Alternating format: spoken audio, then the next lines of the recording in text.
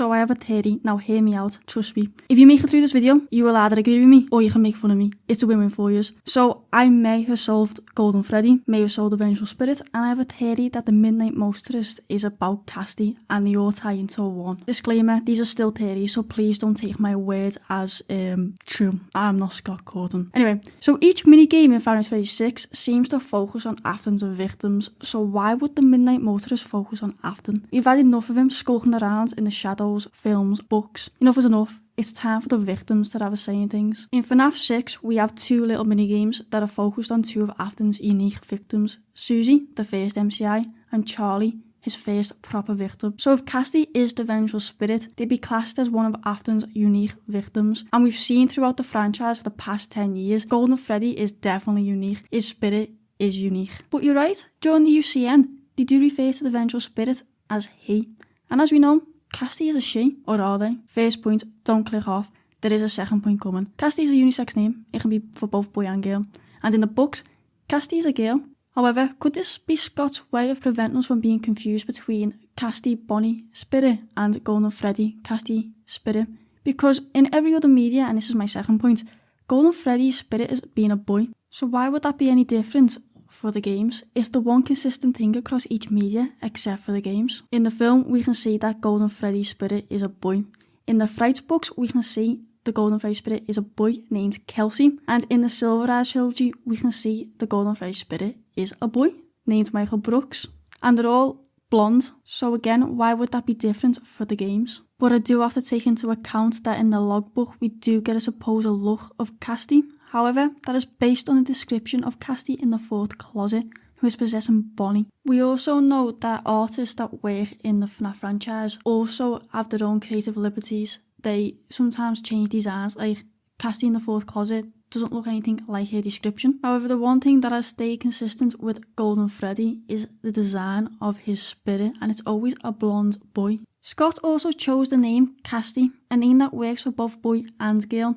And the casting call for the Vengeful Spirit in the UCM could work for a young boy or a young girl. And it's not the first time we've seen Scott change the gender of a character in the FNAF franchise. The puppet was referred to as he, and later changed to a she, Charlie. And once again, another unisex name that could work for either boy or girl. And this could be so that he could, if he needs to, change something down the line, because these characters are quite important to their lore. Now on to my next point. Have you noticed across 2 of the 3 medias, Golden Freddy's spirit is a bit manipulative and likes to get a bit of payback?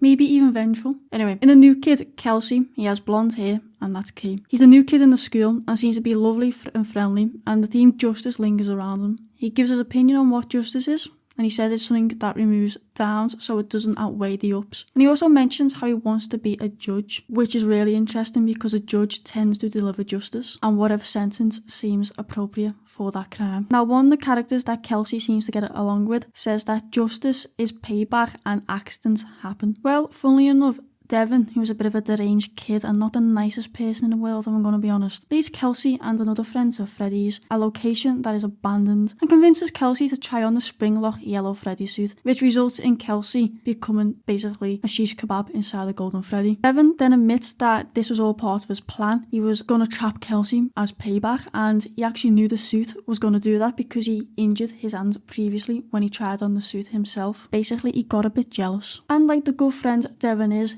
he leaves Kelsey to practically bleed out at Freddy's. But as he's leaving, the phrase "accidents happen" lingers in his head. Devin returns to Freddy's to make sure that Kelsey is a goner.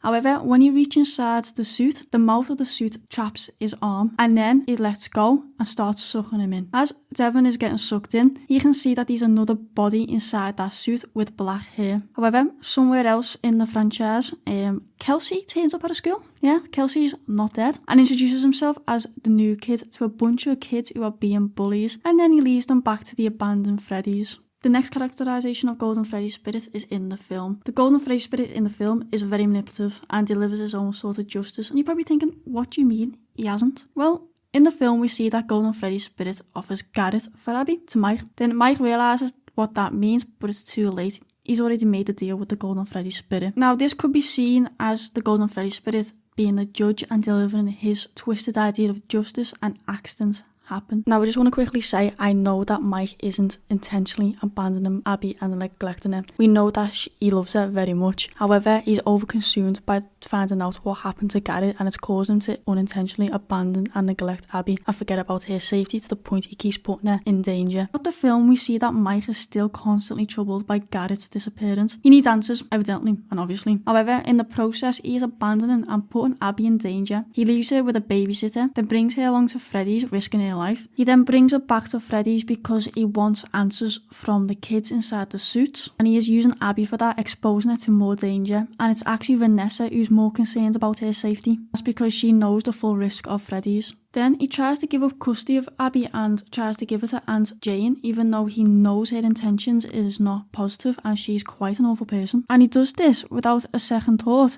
so he can go back to Freddy's, so he can find out what happened to Garrett. And this is where he comes face to face with the Golden Freddy spirit. And this is where he makes the deal with the Golden Freddy spirit, Garrett for Abby. And Mike instantly acknowledges his mistake. However, at this point, it's too late. And this is when the animatronics turn on him and try to off him, delivering some sort of justice towards him. But not just that. It's when Vanessa tells him what the animatronics is going to do to Abby. He realises how bad it is. Because what is going to happen to Abby is an accident in a Springlock suit, similar to the story New Kid, which is in the book 1:35 AM. And the character on the front of that book is Ella, the same animatronic that Abby was going to get spring-locked in. It's a very similar story to the New Kid, however, it does have a happier ending. I just want to quickly say, when I say it's a very similar story, I mean the last sequence where a Golden Freddy kid lures another kid to an abandoned Freddy's and then tries to spring-lock them. The only odd one out who doesn't follow the pattern of a twisted sense of justice is the Silver Eyes Golden Freddy. Now, this could be for two reasons, in my opinion. And at the time of Silver Eyes, when it came out, the idea of a vengeful spirit wasn't really there. And when the next time we do see the Golden Freddy spirit, Michael Brooks, he and his friends, after realising Afton was their enemy, throws Afton into a massive furnace. Another reason could be that he seems to play the sort of puppet role in the Silver Eyes. He saves his friends and he seems to be more caring, whereas because the Silver Eyes doesn't really have its own puppet due to the fact that Charlie is in her own way alive.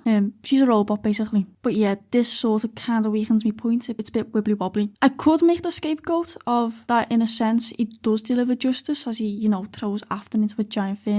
But he kind of does that as a group project with his friends, so I can't really use that, can I? It's a very weak argument. Back to the game Golden Freddy. Why wouldn't he share the same characteristics when it seems to be the characteristic traits of the Golden Freddy spirit across the medias? Minus the Silver Eyes, because you've already got that characteristic traits in the puppet. We also see that across the four medias, the Golden Freddy spirit has this sense of awareness, unlike the rest, minus the puppet. They can communicate to the protagonist. Now, when we look at it, the Golden Freddy spirit's sense of justice to us would come across as revenge, and Cassidy's sense of justice in the games is putting Afton in purgatory and becoming the vengeful spirit. So now we're getting on to the Midnight Motorist. So why is the Midnight Motorist about Cassidy? Well, like I mentioned previously, the Fruity Maze minigame and the Security Puppet minigame are about Afton's unique victims, the first MCI being Susie and the first victim, Charlie. So the next logical unique character would be the vengeful spirit. So in the Midnight Motorist, we can see that someone was desperate enough to get out their house by smashing a window. And so we can get the idea that home life for whoever escaped out the window isn't good. And the father seems to be awful towards, we can assume, is the son. And as we can see from the minigame, the father seems to be a drunk. He's driving erratically and is banned from the local bar. We can see that the kid has smashed his way out of his house, and the father says this.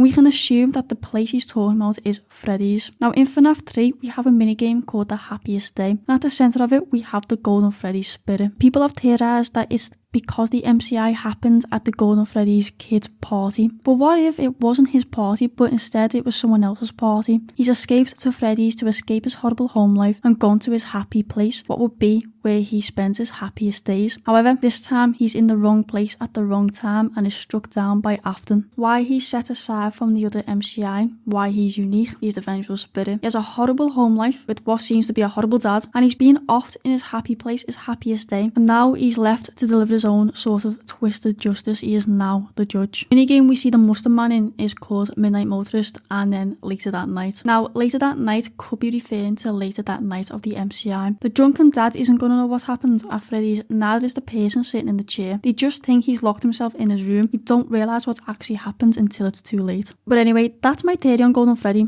the Vengeful Spirit and the Midnight Motorist all in one. Now there's probably going to be loads of plot holes and theory holes and stuff like that. For instance, the Mud Mound. I haven't got an explanation for that, maybe Cassidy liked making mud castles. Why is the car purple? Well, in minigames like that, they tend to use the colour purple for shadows. Maybe the car is actually grey. We don't know. Or maybe they just like the colour purple when it comes to cars in the FNAF universe. Now, some of this could be completely overthinking, but I think a lot of things when it comes to regard Midnight Motorist, Vengeful Spirit and Golden Freddy, it's all just gonna be like a guessing game, innit? But yeah, that's my theory. And I have a theory that there is a ghost in my house because things keep falling over, so I'm gonna deal with that. But yeah, thank you for watching and see you all next time.